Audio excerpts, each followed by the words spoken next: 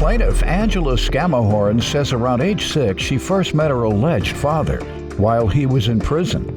Angela claims on her father's deathbed he insisted she had no siblings, so she was shocked when the defendant claimed to be her half-sister, and that's why she petitioned the court for a DNA test. Defendant Candace Shoup says she first met her father on her 7th birthday, but they lost touch after that, and she searched for him for years. Candace truly believes Angela is her half-sister, and she's eager to get some closure today. And ma'am, you've petitioned the court for a DNA test to determine whether you all are siblings, is that right? Yes, Your Honor. All right, give me some background on how we came to this point. When I grew up, I was raised by my grandparents, believing that they were my mother and father. My dad had got with my mom when she was 16, so they thought that it would be best for me to live with my grandparents with the lifestyle that my dad had at the time. And whose parents were they, your mom's or your dad? Yes, they were my mom's. Okay. Yeah, They legally adopted me. When I was born, I went home with them. When I was around 5 or 6, my grandpa told me to come on. We were going to go to the zoo. And being 5, I was like so excited, couldn't wait to get there. Well, we didn't go to a zoo. We went to a jail, well as a prison. And my grandpa looked at me and he said, "You're going to meet your dad." Well, I had just met my mom, know that she was my mom just a few years prior. So we go into the prison and this man walks out and he tells me, "I'm your daddy." And I was scared, excited, mad, all the above. We, got a picture taken, talked a little bit, and then me and my grandpa left, and he tried to explain to me as a child why I couldn't be with, my dad and stuff and what was going on. Plaintiff Angela Scammahorn has doubts about the defendant being her half-sister, so she petitioned the court for a sibling DNA test so she could find out the truth. When you were informed about your mom, sounds like you may have been anywhere from 3 to 4. Yeah. And so at such a young age, how did she deliver that information to you, and did you digest it immediately? Could you get your arm? Could you get an understanding? What made her at that point, at that early point in your life, how did she deliver that news to you? I believe that I knew, I was little, I can't say for sure, but I knew that she was my mom, and I always considered that I had 2 moms. Okay. So you knew that. And I had a brother. Yeah. Where did you meet your biological mom? Where did you meet her? My mom lived with my grandparents at the time, being 16. Got it. So then my mom, moved out and had more children, my half siblings. But I always, as far as my memory, I remember she was my mom, but I did not know about my dad until that day. I understand. And where did you all go from there? You having met your dad, what happened afterwards? Basically, I just, continued living my life with my grandparents.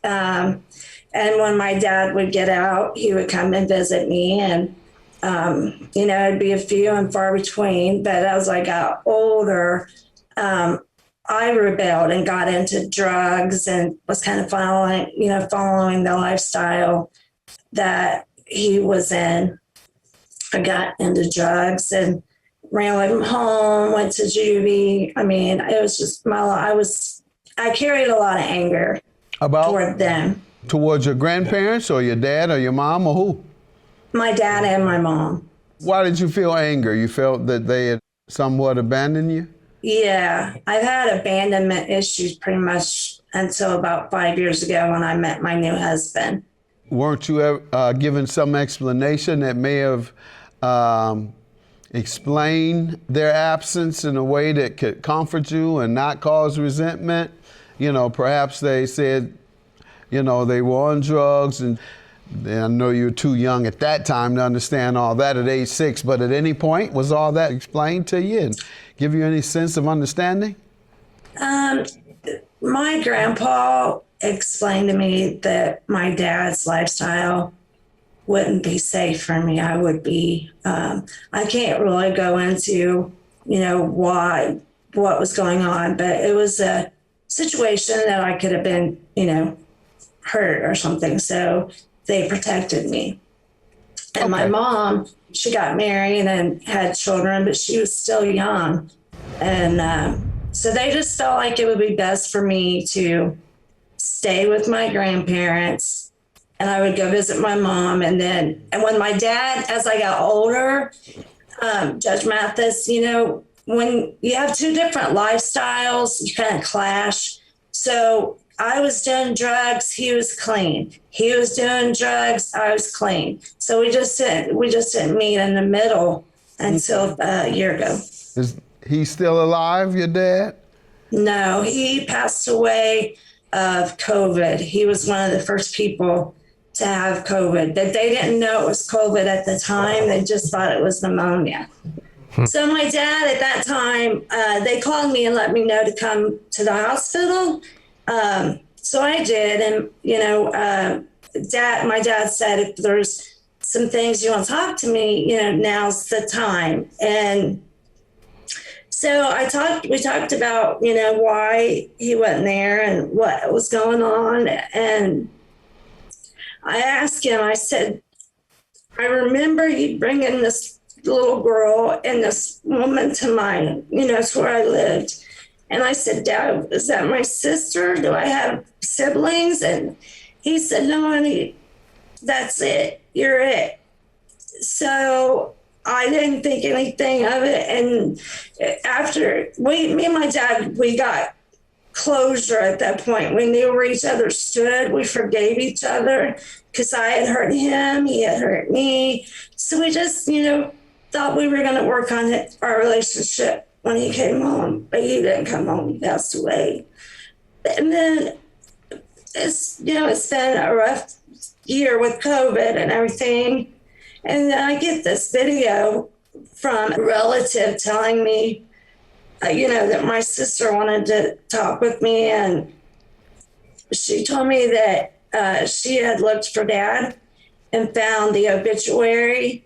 And somehow she got a hold of my relative. So I have been very skeptical. I asked my dad, do you have any children? No. I asked after, Dad passed, I'm like, And this was after Candace reached out to you? Yes, she reached out to me about a year prior to your dad dying. Okay. Yes. Plaintiff Angela Scammahorn has doubts about the defendant being her half-sister. So she petitioned the court for a sibling DNA test so she could find out the truth. Let me hear from you. Give me some background, Candace. Yeah, I never did know my father at all. My mother, like Angie went through, I ended up meeting my father on my 7th birthday. I can either go to school or I can go see my father for the first time. So I took the choice to go see my dad. And it was a very good moment. We took pictures. I sat on his lap, and it was just a fun time. I've been searching for him off and on for many, many years. My mom really didn't mention him a lot to me. She kind of didn't bring up the subject of knowing who he is. What would she tell you when you asked? She would just go to another subject. Did you ever look back and find out why she didn't want you to know, or did you ultimately find out why she didn't want to discuss it and tell you? Well, I found out after I became a teenager. Yeah. Who he was. I met him quite a few times. Why do you think she didn't want to tell you earlier, though? I think she didn't. It was a protection thing. They sat me down one time and they told me, both of them, Dad had done some things in his life that he wasn't proud of, and he would prefer that I would be protected of not knowing who he was. Okay. That sounds like a lot of question marks hanging around everywhere you go. Let's put it that way. When you were at school, people wanted to know who your daddy was. When you were, if you went to church, people wanted to know who your daddy was. When you went on the playground, people wanted to know who your daddy was. When you walked up and down the street, people wanted to know who your daddy was. They may not have said it to you, but they were saying it to somebody. And it got back to your mother. And so that's why I'm trying to understand what she was even telling other people. She couldn't just skip the subject with everybody. Well, my older brothers and sisters, which majority of them are deceased, I was told a lot of stories by them as growing up of who my dad was. My sister, she told me a lot about him as growing up. He was really stern with her and all my other brothers and sisters. That I was never the one to really get to know who he was, which I would have loved to know who he was. And, Angie, us being, stripped apart of 50 years is a long time to be stripped from, of not knowing that we had another sibling in my life. And that really breaks my heart. Your mom's still alive? My mom passed away 2 years ago, along with my sister. So prior to that, she never really gave you any clarity? No, sir. And you reached out once again based on reading an obituary, or you were already searching for your dad and ran across an obituary? Tell me what happened. Well, we got on the internet, was searching for him, come across his obituary, and soon enough I seen his picture. I knew exactly who he was. And I seen his family that was on the obituary, so I started searching through family members to find out what had happened to him during this time. I finally come across on Facebook, went through and just typed in people's names, asking if they knew who my dad was. And I come across Angie and let her know. I mean, our lives are so similar of how we grew up. It was just very hard to know that Dad kept us away from each other for that so long. My dad didn't tell me nothing about having a sibling whatsoever. When I asked him, he's like, no, I'm the only child. When did you begin searching in earnest? Because if you're going on the internet searching, you really are trying. So my question would be, were you doing that before your mother died? Because if you're going to go through all that, it would have been a lot of, I would have bugged Mama to death. I said, Mama, you got to tell me something. I'm tired of this internet. I ain't finding nothing. I'm coming up short. Make it easy on me. She basically told me, if you want to find him, you can. I mean, it was not a problem with her keeping me away, but she just did not tell me much about what was going on with him in my life. And she just thought it was best that Dad was never in my life because of what. Well, the last time I seen him was I was 21. Mm-hmm. I was in an abusive relationship, and Dad came down and gave him a little visit and told him, you ever touch my daughter again, we're going to have a problem.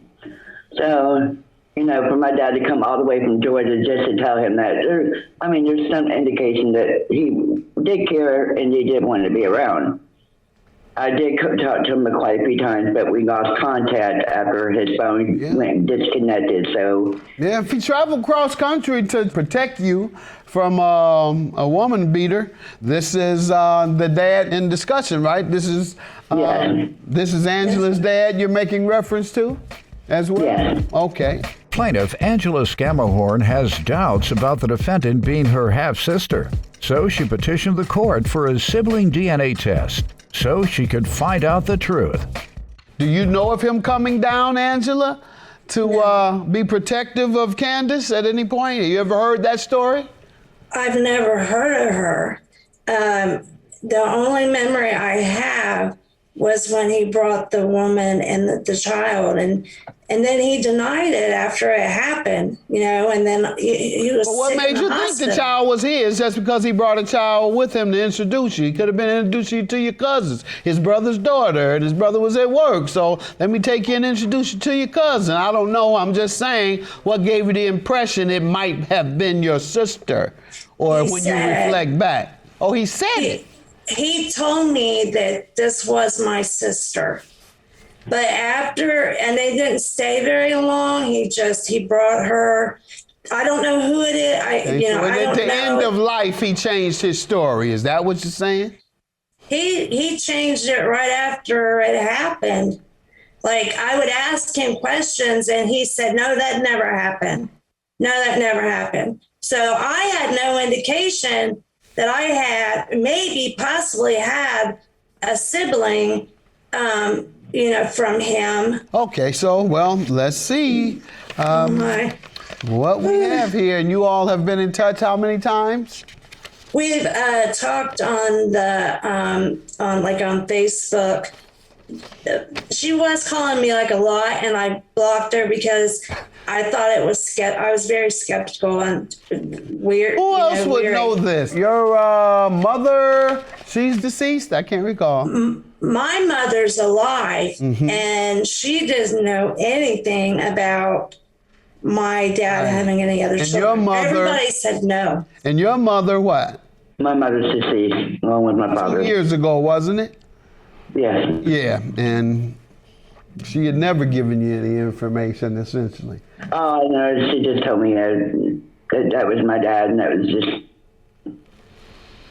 point blank. Yeah, I wish she'd have been a little more thorough, because this says you're not. Yeah, so wish folks would have given you a little more clarity, ma'am, because we don't have that clarity today, and the DNA test says that you all are not sisters, you're not related.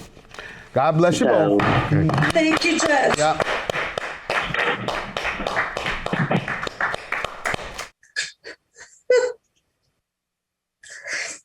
I love you, whether or not you're blood or my sister. You need to talk to your mom. I know he's our father. I mean, he's not your dad. He just wasn't. I mean, but that doesn't change. He's gone. That doesn't change how I will be with you. You are my sister, but you're gonna have to come to the point to realize that you biologically wasn't his. And I'm so sorry for that, sis. I'm so sorry. Did it hurt?